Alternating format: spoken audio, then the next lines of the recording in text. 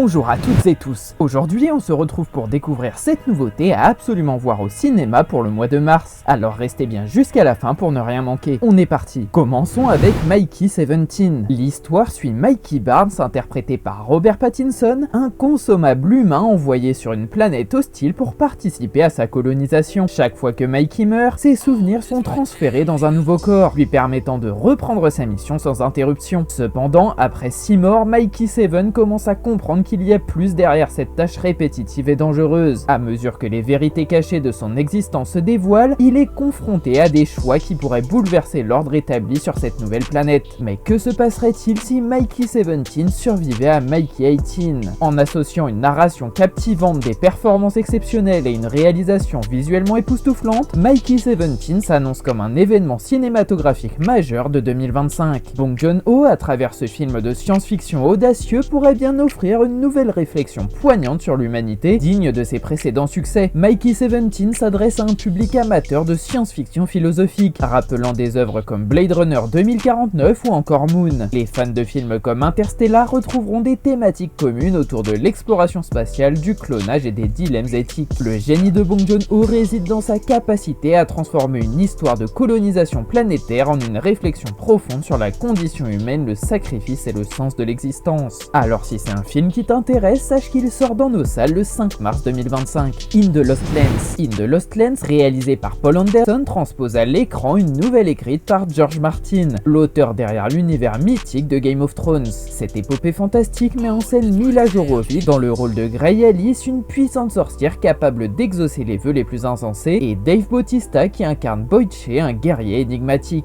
Ensemble, ils entreprennent une quête périlleuse dans les mystérieuses terres perdues. Ce mélange d'action, d'aventure et de surnaturel s'inscrit dans la lignée des grandes adaptations d'œuvres littéraires épiques et promet un univers riche et intrigant. In the Lost Lands s'adresse aux amateurs d'univers fantastiques complexes et de récits épiques. Les fans de Game of Thrones seront sans aucun doute curieux de découvrir cette nouvelle adaptation. Le projet marque une nouvelle collaboration entre Paul Anderson et Mila Jovovich qui ont déjà travaillé ensemble sur la franchise Resident Evil. Dave Bautista de son côté poursuit son ascension dans le cinéma d'aventure après des rôles marquants dans des blockbusters comme Dune ou encore Les Gardiens de la Galaxie. Préparez-vous donc à vivre une aventure fantastique avec ce film qui débarque également le 5 mars au cinéma. On ira. L'histoire suit Marie, 80 ans, qui ne veut plus vivre avec sa maladie et prend la décision de partir en Suisse pour mettre fin à ses jours. Mais au moment de l'annoncer à Bruno, son fils irresponsable, et à Anna, sa petite fille en crise d'ado, elle panique et invente un énorme mensonge. Ce voyage en Suisse a pour but de récupérer un mystérieux héritage, mais il se transforme vite en cauchemar. Elle leur propose de faire un voyage tous ensemble, accompagné de Rudy, un aide-soignant complice involontaire de cette mascarade et tout juste rencontré la veille. Il prend alors le volant du camping-car familial. Présenté en compétition au festival de l'Alpe d'Huez le vendredi 17 janvier, On ira n'a laissé personne indifférent. Cette comédie dramatique avec Hélène Vincent, Pierre Lotin ou encore David Ayala s'annonce donc comme une sortie importante des grands écrans, et si jamais notre description de ce dernier vous a donné l'envie de le voir, eh bien sachez que sa sortie est prévue pour le 12 mars 2025. The Insider.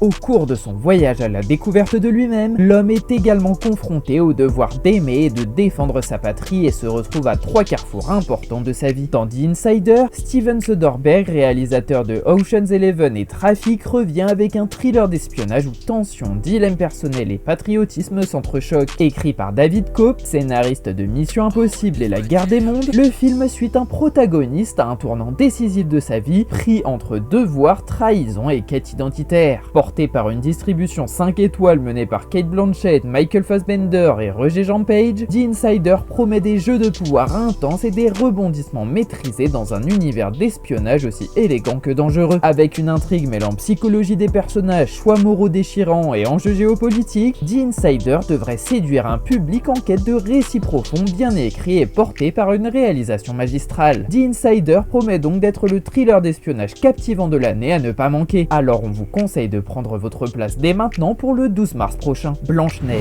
Blanche-Neige suit l'histoire de la princesse éponyme connue pour sa beauté et sa pureté qui doit fuir la jalousie dévastatrice de sa belle-mère, la méchante reine. Réfugiée dans une forêt enchantée, elle y rencontre un groupe de 7 nains qui l'aident à échapper au plan machiavélique de la reine. Ce film explore non seulement la quête de Blanche-Neige pour survivre, mais aussi son voyage vers l'autonomie et la découverte de soi, tout en revisitant les chansons et les scènes cultes du dessin animé original. Tiré des célèbres contes des frères Grimm parus en 1812 et destiné à un large public familial, ce film devrait captiver tant les nostalgiques du dessin animé original que les nouvelles générations curieuses de découvrir ce conte sous une forme modernisée. Avec l'engagement de Mark Webb à apporter une touche contemporaine tout en respectant l'héritage du film de 1937, Blanche-Neige s'inscrit dans la lignée des récentes adaptations en prise de vue réelle de Disney, telles que Le Roi Lion ou encore Aladdin. Cette aventure musicale promet donc d'être riche en émotions, mariant nostalgie et innovation.